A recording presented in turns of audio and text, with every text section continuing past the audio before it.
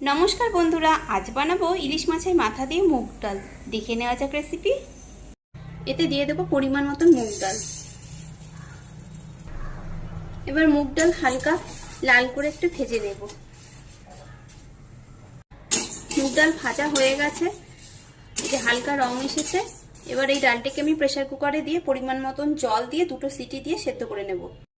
ইলিশ মাছের মাথাগুলো ধুয়ে পরিষ্কার করে নুন হলুদ মাখিয়ে নিয়েছি। ওভেন অন করে একটি কড়াই বসিয়ে দিয়েছি, দিয়ে দেবো পরিমাণ মতন সর্ষের তেল। তেল গরম হয়ে গেছে, মাছের মাথাগুলোকে দিয়ে দেবো। তেল গরম হয়ে গেছে, আমি 2টো শুকনো লঙ্কা ফোড়ন দিয়ে দেবো।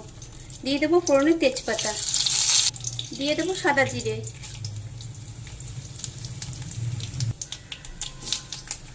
ফোড়নটা একটু নেড়ে নিলাম।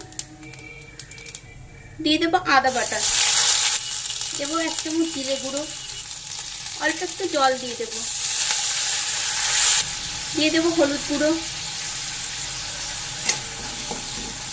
একটু নেড়ে মশলাটা একটু রান্না করে নেব।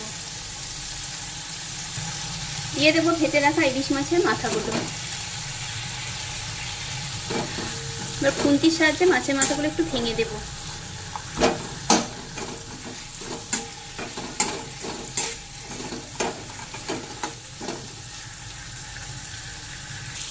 এর থেকে এবার একটি সুন্দর গন্ধ উঠতে আরম্ভ হয়েছে, তার মানে মশলাটা আমার কষানো হয়ে গেছে। এবার দিয়ে দেবো সেদ্ধ করে রাখা মুগ ডাল। দিয়ে দিলাম একটু নুন, আমি ডাল সেদ্ধ করার সময় নুন দিয়েছিলাম,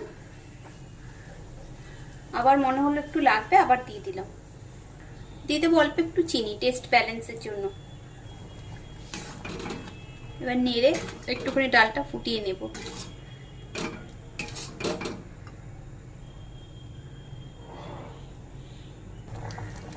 ছটপট তৈরি হয়ে গেল ইলিশ মাছের মাথা দিয়ে মুগ ডাল। ইলিশ মাছের মাথা দিয়ে মুগ ডাল সার্ভ করে নিয়েছি। এভাবে একবার আপনারাও বানিয়ে নেবেন, আশা করছি আপনাদেরও ভালো লাগবে। খুব শীঘ্রই দেখা হবে নতুন কোনো ভিডিওতে।